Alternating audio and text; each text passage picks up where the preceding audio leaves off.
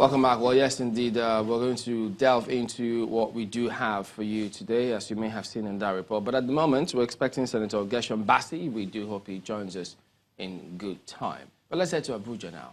Makwe? Well, thank you, Chamberlain. We have with us in the studio Mr. Babafemi Ojudu, who is a special advisor to the president on political matters. You're welcome to Sunrise Daily. Good morning.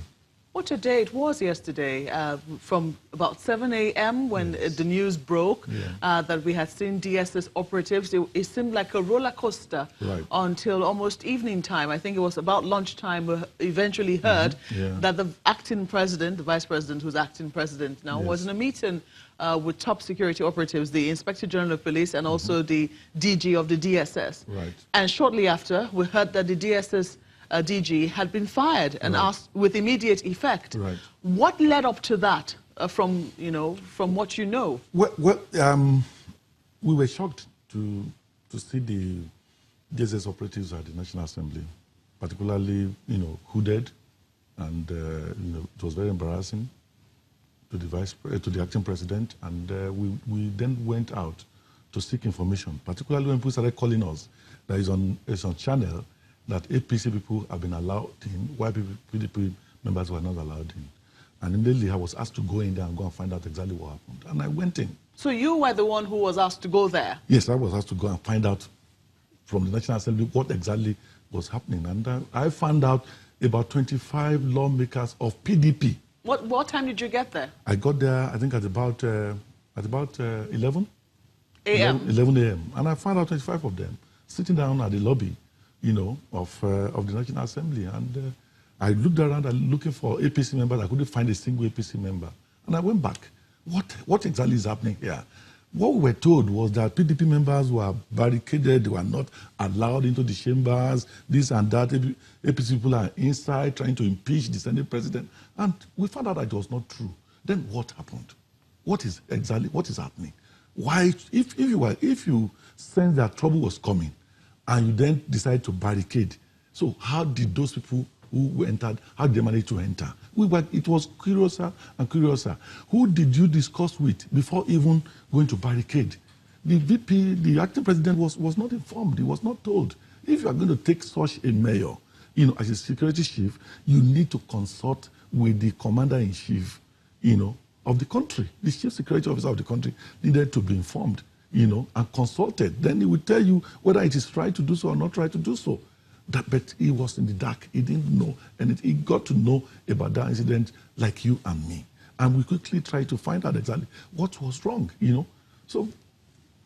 Well, you have heard the reaction. Because, this, first and foremost, I think it was 2 days ago, the PDP, the spokesperson of the PDP was on TV saying that this was the information that they had, and there was going to be an attempt at a forceful impeachment of the Senate president, and that they heard that the DSS was going to be barricading or was going to be taking over the National Assembly. In fact, from what we gather, we understand that some members of the National Assembly had kept vigil around the National Assembly. And when, I think even reporters, correspondents were alerted that this could be happening, they were asked to be there as early as 7 a.m. yesterday. Are you saying that all of this information was kept away? There was no single member of APC was at the premises of the National Assembly. Very true. When that happened, even though your channel was station was said to have reported that APC men and members were inside that place. Let me quickly there was none. Let me quickly clarify that. Our station did not report that. Senator Ben Bruce spoke with us and alleged but that was fake. That senators from the APC were being let in. Interestingly, we tried to get across to APC senators yesterday, and it was extremely difficult. No, as at that time when they said they were holed up inside the National Assembly, they were actually in a meeting. They were in their normal caucus meeting. Many of them were in their normal caucus meeting. Some had gone, as soon as, the Senate adjourned. They've gone on holidays or gone to their constituencies. So where they got this story from? Is either they misled the DSS to believe that something was going to go amiss, or that, there's a complicity on the part of some people within the organization. Did you take very seriously the allegation by the PDP that such a thing was going to happen? Well, of course, they're given to drama. PDP is given to drama. They are given to misleading the public quite often. You know, so look at the other time they said the police had stormed Sharaki's house, they were going to arrest him. Next thing we saw was Sharaki in the chambers, reading out the list of those who have defected from the party. And you look at it, we investigated. The vehicles, the so-called vehicles that were used to supposedly blockade Sharaki's house were vehicles that belong to operatives that are stationed with him. So, you know, something is wrong somewhere. I think they are trying to work on the people's imagination, trying to, you know, get some kind of sympathy from the populace. Then they concoct these things. You know of a strong member of that PDP caucus who said he was kidnapped, he had to be on top of the tree for 11 hours. All those kind of things are just drama. They enjoy drama. It is part of the plot. Yes. Please, let me just quickly ask you, right.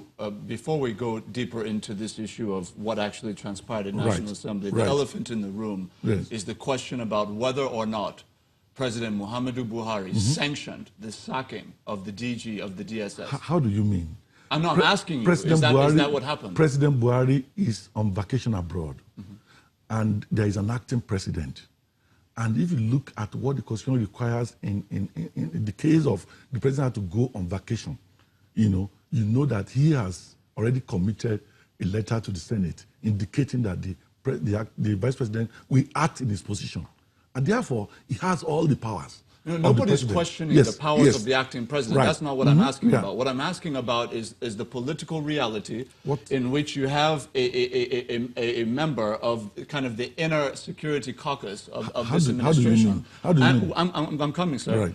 And he has been sacked. Right. And there have been issues in the past around DSS kind of deployments made. For the most recent one was in Benue State, where we saw DSS essentially allowing 8 lawmakers in an attempt to impeach the governor. Was that actually DSS? Or? It was DSS men that were deployed there. In fact, and of course, the federal government at that time said that, look, our hands are not in this matter. Now, nothing was done to the DG of DSS then. Yes. President Muhammadu Buhari was on seat. Now, obviously, we have an acting president. And I'm asking you, did the acting president take this decision without consultation with the president who was on leave? The acting president is the acting president. What transpired between them as to whether he was consulted or not is not.